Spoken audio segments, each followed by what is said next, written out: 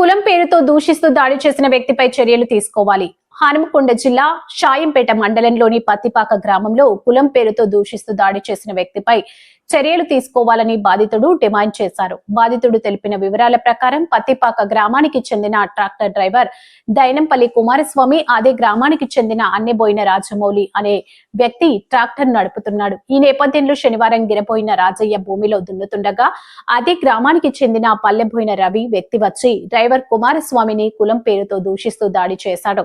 అంతటితో ఆగకుండా ట్రాక్టర్ తాళం చెవి సెల్ ఫోన్ లాక్కున్నాడు. దీంతో బాధితుడు రవిపై పోలీస్ స్టేషన్ లో ఫిర్యాదు చేసినట్లు కుమారస్వామి తెలిపాడు.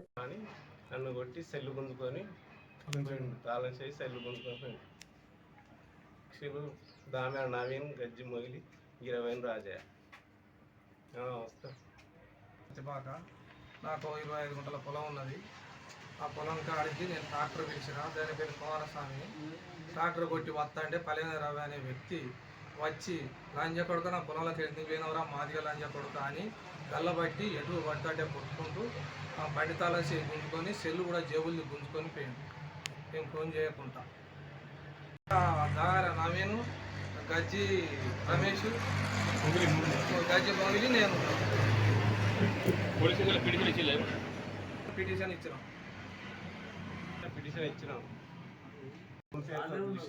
సార్ మీరు తగిన చర్యలు తీసుకోవాలని మన ఎస్ఐ గారు అనే వ్యక్తి మీద చర్య తీసుకోవాలి. నాకు న్యాయం చేయండి ఎస్ఐ గారు.